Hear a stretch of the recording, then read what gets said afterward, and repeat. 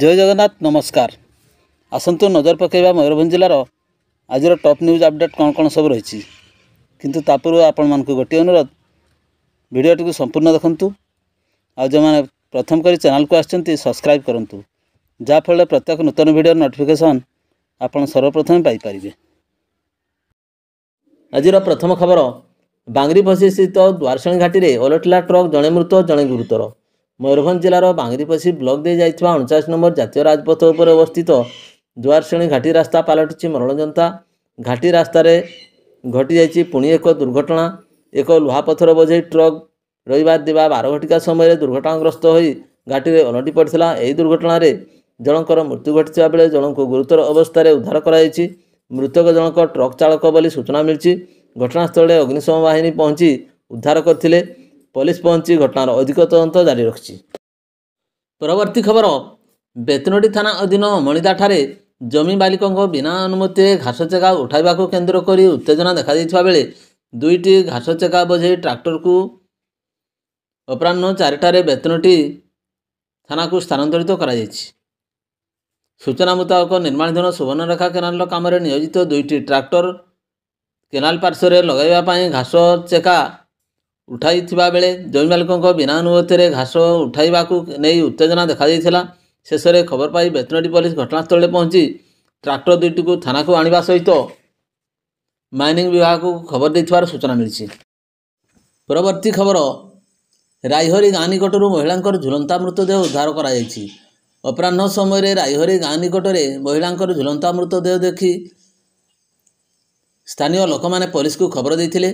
सूचना पर ग्रामांचल थाना पुलिस पहुंची तदंत करने पर महिला घर रायहरी गाँवर सरोजिनी बेहार रूपे जमापड़ा।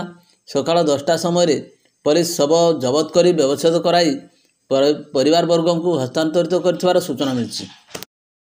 परवर्ती खबर रायरंगपुर उपकारागार असुस्थ हो 2 जन अंतवासी डाक्तखाना भर्ती। सकाल 9टा समय रायरंगपुर कारागार ठारे 2 जन अंतवासी असुस्थ हो पड़ते। यापर कर्तृपक्ष 2 जन को रायरंगपुर डाक्तखाना भर्ती करथिले। सेमाने जेल कर्मचारी उपस्थित डाक्तखाना चिकित्सित होथबार सूचना मिली। परवर्ती खबर बामनासलठारे बीजेपी कृषक मोर्चार सदस्यता संग्रह अभियान बैठक अनुष्ठित।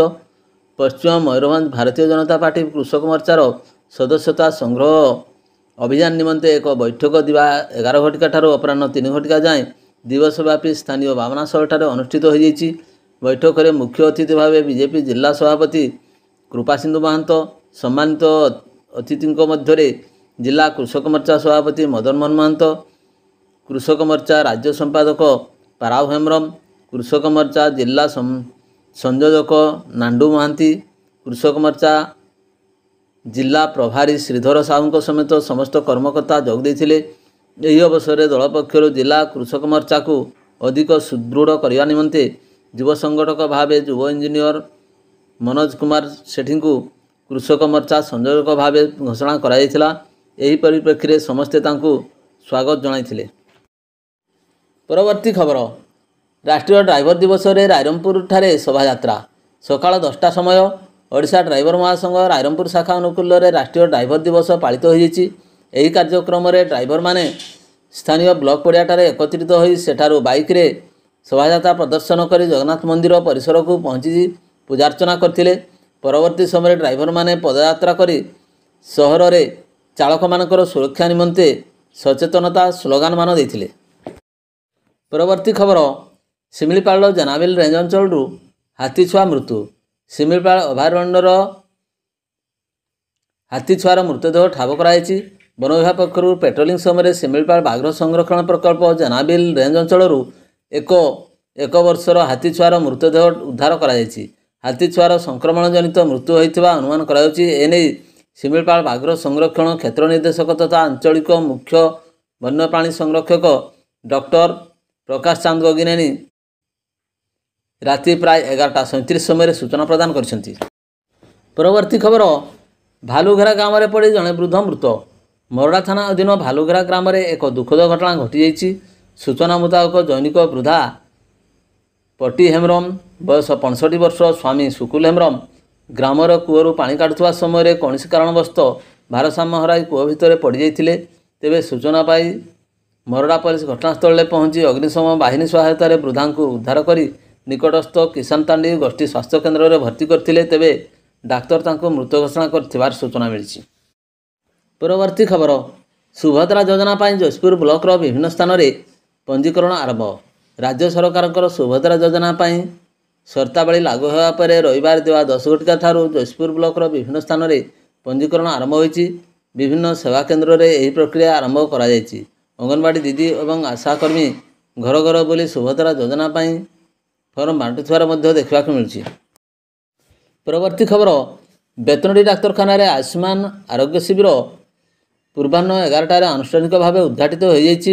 ଡାକ୍ତରଖାନା ଅଧିକାରୀ ଡକ୍ଟର ସିପୁନ କୁମାର ପଣ୍ଡାଙ୍କ ଅଧ୍ୟକ୍ଷତାରେ ଆୟୋଜିତ କାର୍ଯ୍ୟକ୍ରମରେ ମୁଖ୍ୟ ଅତିଥି ଭାବେ ଯୋଗ ଦେଇଥିବା ବରିଷ୍ଠ ଭେଷଜ ବିଶେଷଜ୍ଞ ଡକ୍ଟର ସୁଶୀଲ କୁମାର ଘୋଷ ଫିତା କାଟି ଆୟୁଷ୍ମାନ ଶିବିରକୁ ଆନୁଷ୍ଠାନିକ ଭାବେ ଉଦ୍ଘାଟନ କରିଥିଲେ।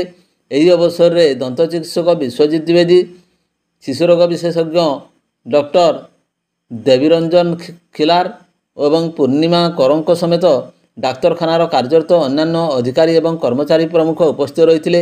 ଆୟୁଷ୍ମାନ ଆରୋଗ୍ୟ ଶିବିର ଆନୁଷ୍ଠାନିକ ଉଦ୍ଘାଟନ ପରେ ଏଣିକି ପ୍ରତ୍ୟେକ ମାସ ପ୍ରଥମରୁ ତୃତୀୟ ସପ୍ତାହ ମଧ୍ୟରେ ଧାର୍ଯ୍ୟ ତାରିଖ ଅନୁଯାୟୀ ସୋମବାର ଏବଂ ଗୁରୁବାର ମଧ୍ୟରେ ଯେକୌଣସି ଏକ ଦିନରେ ଆୟୁଷ୍ମାନ ଆରୋଗ୍ୟ ମନ୍ଦିର ଉପକେନ୍ଦ୍ରମାନଙ୍କରେ ଏହି ଶିବିର ଆୟୋଜନ କରାଯିବ। ସେହିପରି ମାସର ପ୍ରଥମରୁ ତୃତୀୟ ସପ୍ତାହ ମଧ୍ୟରେ ପ୍ରାଥମିକ ସ୍ୱାସ୍ଥ୍ୟ କେନ୍ଦ୍ରମାନଙ୍କରେ ସୋମବାର ଏବଂ ଗୁରୁବାର ବ୍ୟତୀତ ଯେକୌଣସି ଏକ ଦିନ ଧାର୍ଯ୍ୟ କରି ଏହି ଶିବିର ଆୟୋଜନ ହେବ। ଶେଷ ମାସର ଚତୁର୍ଥ ସପ୍ତାହରେ ବ୍ଲକ ହେଡ଼କ୍ୱାର୍ଟରମାନଙ୍କରେ ଗୋଷ୍ଠୀ ସ୍ୱାସ୍ଥ୍ୟ କେନ୍ଦ୍ରରେ ଧାର୍ଯ୍ୟ ତାରିଖ ଅନୁଯାୟୀ ଏହି ଶିବିର ଆୟୋଜନ ହେବା ନେଇ ବେତନଟୀ ଡାକ୍ତରଖାନା କର୍ତ୍ତୃପକ୍ଷ ସୂଚନା ଦେଇଥିବାର ସୂଚନା ମିଳିଛି। ପରବର୍ତ୍ତୀ ଖବର, ବଡ଼ସାହି ବ୍ଲକ ଅନ୍ତର୍ଗତ ମାଳତୀ ଶିବ ମନ୍ଦିରର ବରିଷ୍ଠ ସେବାୟତ ଈଶ୍ୱର ଚନ୍ଦ୍ର ପତି ବୟସ 75 ବର୍ଷଙ୍କର ମୃତଦେହ ତାଙ୍କ ଘର ନିକଟରେ ଥିବା ଏକ ଗଡ଼ିଆ ଭିତରୁ ଅଗ୍ନିଶମ ବାହିନୀ ଉଦ୍ଧାର କରିଛି। ସେ ରବିବାର ଉପରବେଳା ଶୌଚ ପାଇଁ ଘର ନିକଟରେ ଥିବା ଗଡ଼ିଆକୁ ଯାଇଥିଲେ। ଗୋଡ଼ ଖସିଯିବାରୁ ଗଡ଼ିଆ ଭିତରେ ପଡ଼ିଯାଇଥିବାର ପରିବାର ଲୋକେ ଅନୁମାନ କରୁଛନ୍ତି। ତାଙ୍କ ମୃତ୍ୟୁ ଖବର ପାଇ ମାଳତୀରି ଅଞ୍ଚଳରେ ଶୋକର ଛାୟା ଖେଳିଯାଇଛି। ପରବର୍ତ୍ତୀ ଖବର, ଖୁଣ୍ଟା ବ୍ଲକର ସୁଭଦ୍ରା ଯୋଜନା ସକାଶେ ଫର୍ମ ସଂଗ୍ରହ କରି ଫେରିବା ବାଟରେ ରବିବାର ମଧ୍ୟାହ୍ନରେ ଅଟୋରିକ୍ସା ଓଲଟି ଯିବାରୁ କରକଚିଆ ପଞ୍ଚାୟତର 8 ଜଣ ଅଙ୍ଗନବାଡ଼ି କର୍ମୀ ଆହତ ହୋଇଛନ୍ତି। ସେମାନଙ୍କୁ ଖୁଣ୍ଟା ଗୋଷ୍ଠୀ ସ୍ୱାସ୍ଥ୍ୟ କେନ୍ଦ୍ରରେ ଭର୍ତ୍ତି କରାଯାଇଥିଲା। ଖୁଣ୍ଟା ତହସିଲରୁ ସେମାନଙ୍କର ଫର୍ମ ସଂଗ୍ରହ କରି ଫେରୁଥିବା ସମୟରେ ଟିକରପଡ଼ା ନିକଟରେ ସେମାନଙ୍କର ଅଟୋରିକ୍ସା ଭାରସାମ୍ୟ ହରାଇ ରାସ୍ତା ତଳକୁ ଚାଲିଯାଇଥିଲା। ଅଙ୍ଗନବାଡ଼ି କର୍ମୀଙ୍କ ମଧ୍ୟରୁ ମାଠିଆବଙ୍ଗାର ଇନ୍ଦୁମତୀ ସେଠୀ, ବାଥୁଡ଼ି ସାହିର ରମଣୀ ଖଟୁଆ, ସାନ ସାତଶୋଳର ପୁନଗାମଣି ମାଝୀ, ଦୁବରାଜପୁରର ଶାନ୍ତିଲତା ପାତ୍ର, ସାନ ମାମୁଡ଼ିଆର ଗୋଲାପମଣି ପାତ୍ର ଅନ୍ୟ ଜଣଙ୍କୁ ମିଶାଇ ମୋଟ 6 ଜଣ ଅବସ୍ଥା ଗୁରୁତର ଥିବାରୁ ସେମାନଙ୍କୁ ବାରିପଦା ସ୍ଥାନାନ୍ତରିତ କରାଯାଇଥିବାର ସୂଚନା ମିଳିଛି।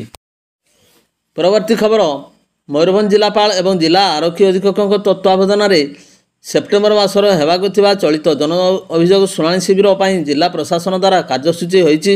ପ୍ରଥମ ସୋମବାର ଅର୍ଥାତ୍ 2 ତାରିଖ ଜିଲ୍ଲାପାଳଙ୍କ ସମ୍ମିଳନୀ କକ୍ଷରେ ବାରିପଦା ଉପଖଣ୍ଡ ପାଇଁ, ଦ୍ୱିତୀୟ ସୋମବାର ନୂଆଖାଇ ପାଇଁ ସରକାରୀ ଛୁଟି ଥିବାରୁ ଆଗାମୀ 10 ତାରିଖ ମଙ୍ଗଳବାର ରାଇରଙ୍ଗପୁର ଉପଜିଲ୍ଲାପାଳଙ୍କ କାର୍ଯ୍ୟାଳୟ ସମ୍ମିଳନୀ କକ୍ଷ, ତୃତୀୟ ସୋମବାର ମହମ୍ମଦ ଜୟନ୍ତୀ ପାଇଁ ସରକାରୀ ଛୁଟି ରହିଥିବାରୁ ଆଗାମୀ 17 ତାରିଖ ମଙ୍ଗଳବାର କରଞ୍ଜିଆ ଉପଜିଲ୍ଲାପାଳଙ୍କ କାର୍ଯ୍ୟାଳୟରେ ସମ୍ମିଳନୀ କକ୍ଷ ଏବଂ ଚତୁର୍ଥ ସୋମବାର ଆଗାମୀ 23 ତାରିଖ ଉଦଳାସ୍ଥିତ ଉପଜିଲ୍ଲାପାଳଙ୍କ ସମ୍ମିଳନୀ କକ୍ଷରେ ଶୁଣାଣି ଶିବିର ଅନୁଷ୍ଠିତ ହେବ।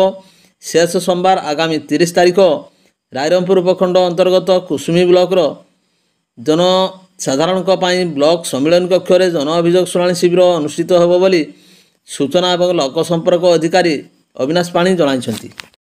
ପରବର୍ତ୍ତୀ ଖବର, ବଡ଼ସାହି ବ୍ଲକର ଅଙ୍ଗନବାଡ଼ିମାନଙ୍କୁ ଛତୁଆ ଏବଂ ଅନ୍ୟାନ୍ୟ ଖାଦ୍ୟ ସାମଗ୍ରୀ ଯୋଗାଣ ପାଇଁ 3ଟି ସ୍ୱୟଂ ସହାୟକ ଗୋଷ୍ଠୀ ଦାୟିତ୍ୱ ନେଇଛନ୍ତି। ଉକ୍ତ ଗୋଷ୍ଠୀଗୁଡ଼ିକ 10 ବର୍ଷରୁ ଅଧିକ ସମୟ ଧରି ଛତୁଆ ଯୋଗାଇ ଆସୁଥିବା ବେଳେ ସେମାନଙ୍କ ମନୋନୟନ ପଦ୍ଧତିକୁ ନେଇ ସାଧାରଣରେ ପ୍ରଶ୍ନବାଚୀ ସୃଷ୍ଟି ହୋଇଛି। ଦୀର୍ଘ ଦିନ ଧରି ନିମ୍ନମାନର ଛତୁଆ ଅନ୍ୟାନ୍ୟ ଖାଦ୍ୟ ସାମଗ୍ରୀ କେନ୍ଦ୍ରମାନଙ୍କୁ ଯୋଗାଇ ଆସୁଛନ୍ତି ବୋଲି ବାରମ୍ବାର ଅଭିଯୋଗ ହେଉଥିଲେ ମଧ୍ୟ ସମନ୍ୱିତ ଶିଶୁ ବିଭାଗ ଅଧିକାରୀ କିଛି ଶୁଣୁନଥିବା PRI ସଦସ୍ୟ ନିକଟରେ ହୋଇଥିବା ପଞ୍ଚାୟତ ସମିତି ବୈଠକରେ ଅଭିଯୋଗ କରିଥିବା ବେଳେ ଏନେଇ ବିଧାନସଭାରେ ଉଦ୍ବେଗ ପ୍ରକାଶ କରିଛନ୍ତି ବଡ଼ସାହି ବିଧାୟକ ସନାତନ ବିଜୁଳି। ନିମ୍ନମାନର ଛତୁଆ ଯୋଗାଣ ସହିତ କାହିଁକି ଏହି ଗୋଷ୍ଠୀକୁ 10 ବର୍ଷରୁ ଅଧିକ ସମୟ ଧରି ଅନ୍ୟ ଗୋଷ୍ଠୀକୁ ପ୍ରସ୍ତୁତ ପାଇଁ ଦିଆଯାଉ ନାହିଁ ବୋଲି ପ୍ରଶ୍ନ କରିଛନ୍ତି। ବିଭାଗୀୟ ଶିଶୁ ବିକାଶ ମନ୍ତ୍ରୀ ଏବଂ ଏହା ଉପରେ ତଦନ୍ତ କରାଯାଇ ପଦକ୍ଷେପ ନେବେ କି ବୋଲି ପ୍ରଶ୍ନ କରିଛନ୍ତି। ଭିଡ଼ିଓଟିକୁ ଶେଷ ପର୍ଯ୍ୟନ୍ତ ଦେଖିଥିବାରୁ ଅନେକ ଅନେକ ଧନ୍ୟବାଦ।